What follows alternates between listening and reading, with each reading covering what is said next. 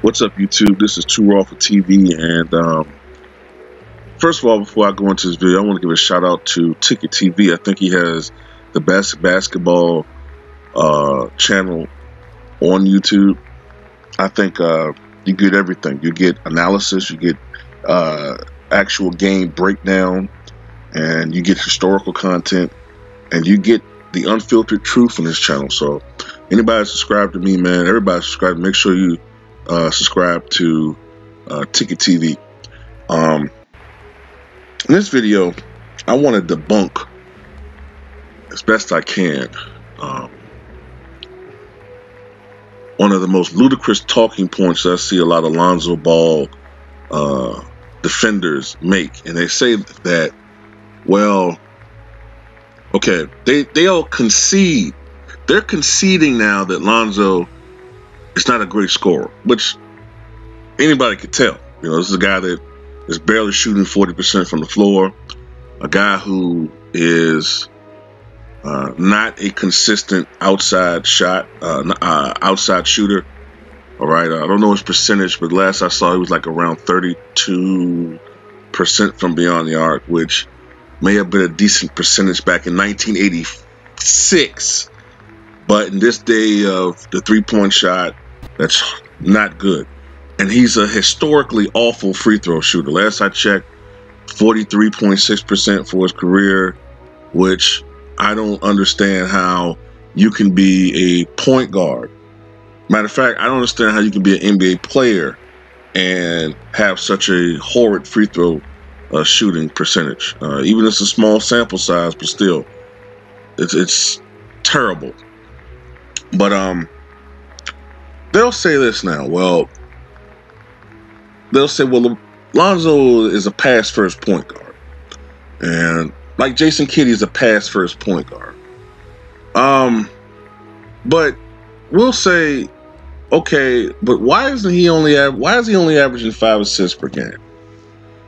And we'll say, you know, there's no excuse for that. Then they'll say, well, you got Kyle Kuzma dominating the ball, and you got LeBron James dominating the ball, and you know these guys are always have the ball in their hands. So, you know, how can Lonzo average, you know, a lot of assists if he's playing with these guys, he doesn't have the ball a lot.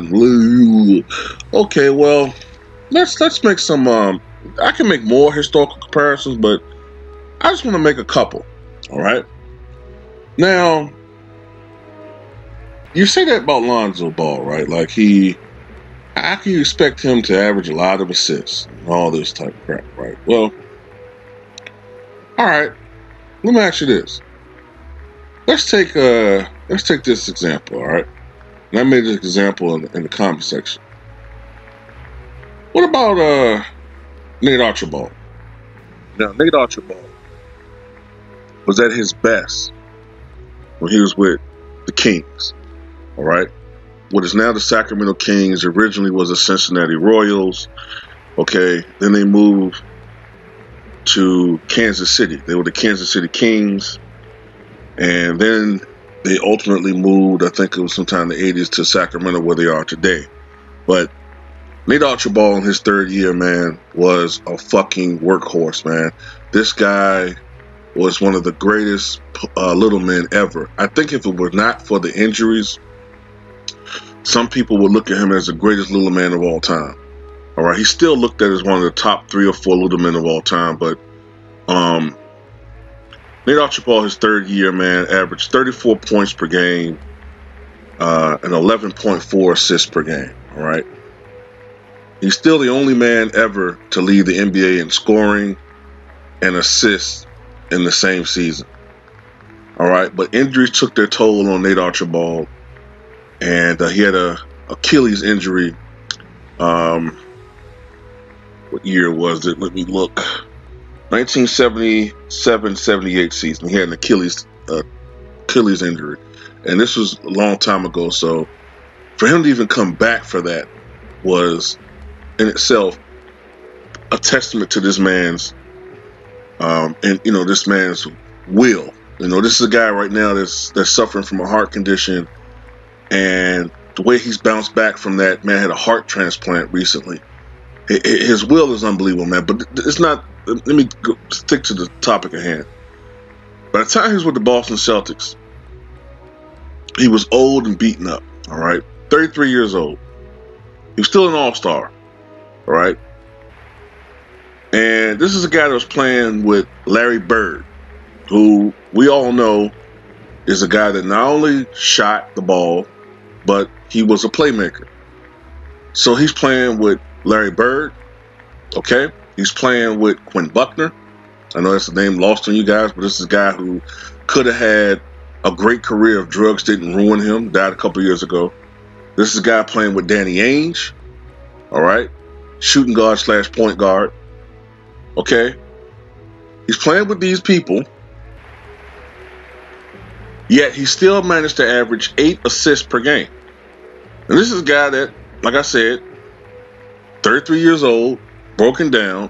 He'd be out the league and retired in a couple of seasons, but he still managed to average 8 assists per game. Next guy I want to talk about is Guy Rodgers right here, man. Guy Rodgers passed away back in 2001. And of course, the NBA, which used to do a really good job when I was growing up talking about the history of the NBA, they no longer do that. So you have a lot of guys out there now who don't know a fucking thing about the NBA before Magic and Bird. I think the NBA only came into existence when Magic and Bird played. All right. Guy Rodgers, one of the greatest pass first. You want to talk about pass first point guards? Guy Rodgers is one of the greatest pass first point guards in the history of the NBA. Okay? Now you want to talk about playing with a guy who had the basketball a lot? You know what I'm saying? Guy Rodgers, in the 1962-63 season, led the NBA in assists at 10.4 assists per game. All right, he averaged 13.9 points per game, 5 rebounds, 10.4 assists per game. Now, keep in mind, in the 1960s, if you would notice, all right, we make the argument that scoring is inflated. We make the argument that if they counted them, they didn't. Blocks were inflated. Rebounds were inflated because of the pace of the game. But if you notice, assists weren't really all that high. And the reason why that is because what counts as an assist today wouldn't count as an assist back then. See, back then, the pass had to lead directly to a basket. Like, guy couldn't put the ball on the floor, dribble, and come back up like, you know, how they do now. Like, that wouldn't count as an assist back then. All right? Any type of movements, like any type of offensive movements, you know, that the guy makes now, if it didn't immediately count as a basket, then it wasn't counted as an assist back in those days. But anyway, do you know what Guy Rodgers played with that year? Wilt Chamberlain. This is Wilt Chamberlain when he averaged 45 points per game. Shot the basketball 35 times a night.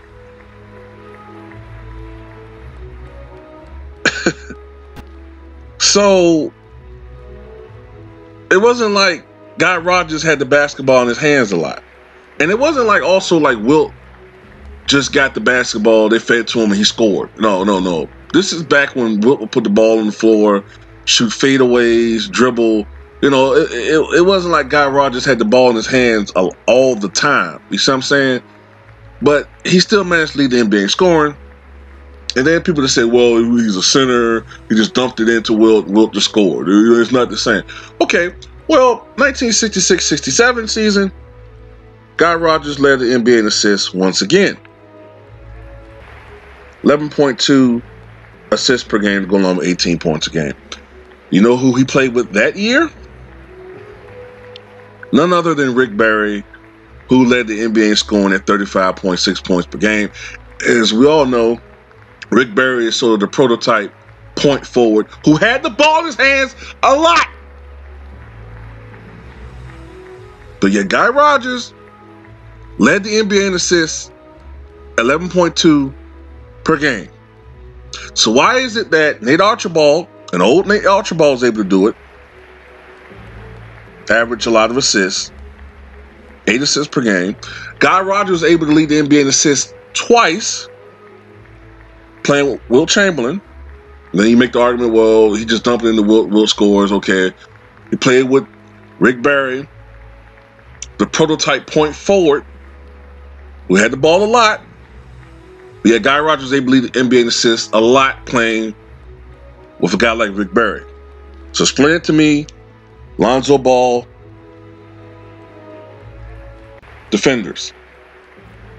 Now next up, Norm Nixon, the point guard for the Lakers during the first half of the Showtime era. But you're going to be like, oh, wait a minute.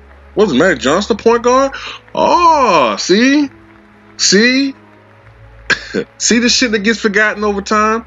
Magic Johnson played shooting guard the first half of Showtime. They shared the backcourt.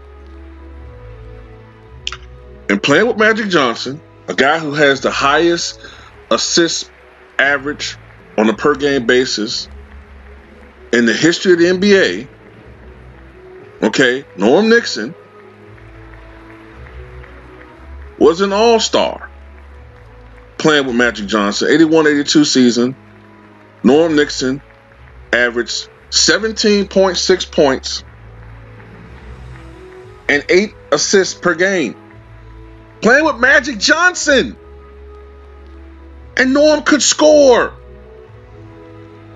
We're not even asking Lonzo, the second pick of the NBA draft. We're not even asking Lonzo to score. We're asking him to focus on passing and average 10 assists. He can't even do that. This guy was putting up 18 and 8, playing with Magic Johnson.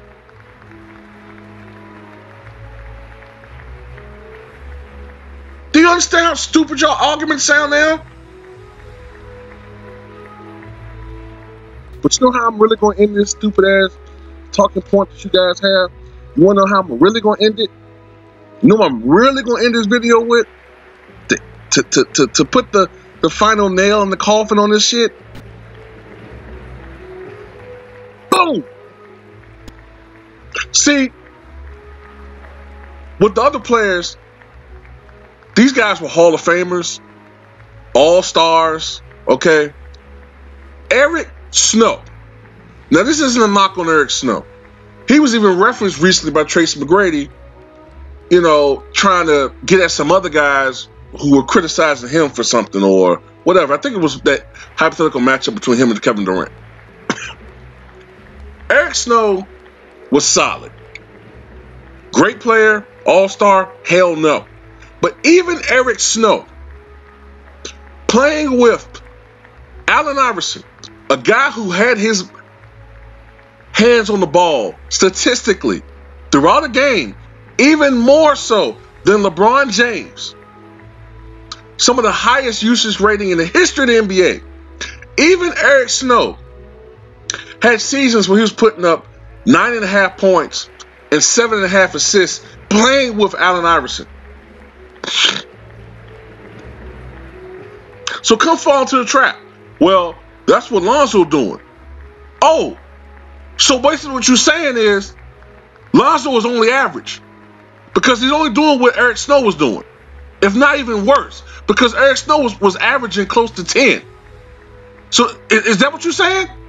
Oh, Eric Snow was putting up 9.5 points, 7.5 assists, averaging 10 and 7.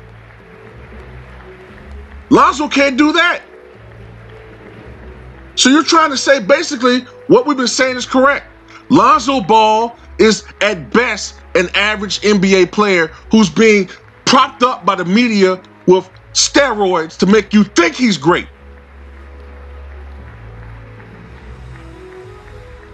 I proved it. You got no argument. None. I win both ways. He's either average or he's a bum. And what makes him a bum is because you guys keep telling us he's great. See, if we had the recommendations or not recommendations, but expectations of Eric Snow with Lonzo Ball, we wouldn't be so hard on him. Well, you know, he's average, okay? But because you guys say he's better than Stephen Curry, he was going to be better than LeBron James, hell yeah, we own him. Because he fucking sucks compared to the expectations. These guys were able to do that. Even Eric Snow was able to be productive playing with a high usage player. But somehow Lonzo can't do it. Told y'all I'm a fucking scientist. Get the fuck out of here, man, with that bullshit. Class dismissed.